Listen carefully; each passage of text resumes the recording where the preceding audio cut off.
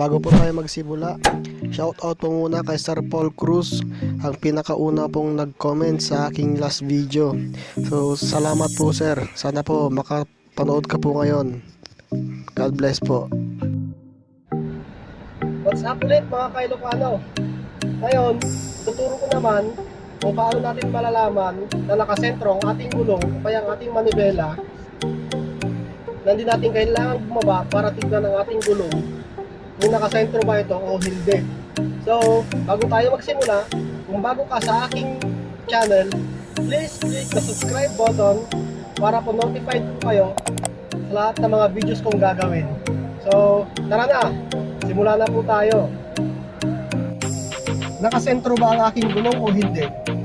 Yan ang kadalasang tanong ng mga nagsisimula pa lang matutong magmaneho ng sasakyan. Gaya ko, dati kailangan ko pang bumaba ng sasakyan para lang makita yung aking gulong. So ngayon, dahil nga natuto na ako, tuturo ko rin sa inyo yung sikretong natutunan ko na hindi ko na kailangan bumaba ng aking sasakyan. So ito, papakita ko po sa inyo. Ayan, yan po ang posisyon ng ating manibela. Siya po ngayon ay nakasentro. Ngayon, paano natin malalaman na nakasentro? So, ito ang sekretong malupit, mga tol, mga kailokano. Para po masigurado nating nakasentro ito, dito po siya. Kailangan po, yung malaking butas, itong parang binato, dapat nasa taas po siya. Then, yung dalawang butas na to, kailangan nakababa. Ngayon, paano natin makikita? Una, siguraduhin muna natin. I-check natin yung gulong kung nakasentro nga ba.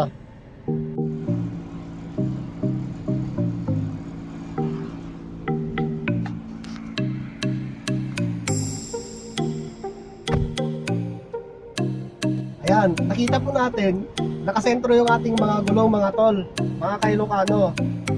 So, ito na po yung pinakahihintay natin, yung sikretong malupit. Malupit na malupit, mga tol. Ngayon pala, para po mapihit natin itong manibela, kailangan umaandar po yung ating sasakyan. I-on po natin yung ating susihan. Kasi pag nakapatay po ito, hindi po iikot ang ating manibela. Ngayon, ito na po. Para po malaman natin na pantay ang ating manibela at nakasentro yung ating gulong sa labas, una, pihitin mo po itong manibela pakaliwa, 1, isang ikot, then kalahati. Yan, naglock na po. Kalahati po, isa't kalahating ikot po. Ngayon, pag nakaikot po siya ng isa't kalahati, ibig sabihin, nakatodo po siya sa kaliwa. Yung gulong natin papunta po ng kaliwa. Ngayon, ibabalik po natin sa sentro, kalahati, then isang buong ikot. So, nakasentro na po yan. Ayan, sunod naman po sa kanan, pihitin natin ulit, isang buong ikot, then kalahati. Yan, nakatodo na po siya papuntang kanan. So, ibig sabihin, balik po natin, kalahati, then isang buong ikot. Yung gulong natin ngayon nakasentro na po ulit. So kung halimbawa naman, itong gulong natin, example po natin, pagsakay mo nakaganyan siya, nakasentro naman, nakataas po yung malaking butas dito. Ngayon ang gagawin mo, ikutin mo para po malaman natin kung pantay po yung ating manibela.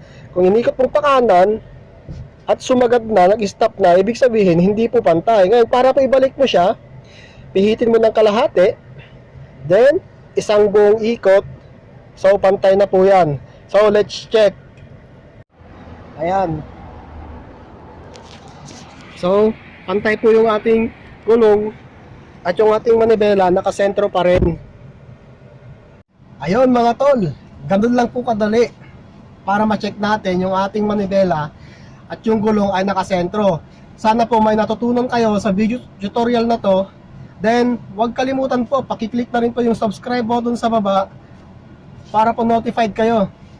Lahat mga gagawin kong videos ay updated po kayo. So maraming salamat po and adios mga kapatid, mga tol, mga kailokano. God bless po sa ating lahat.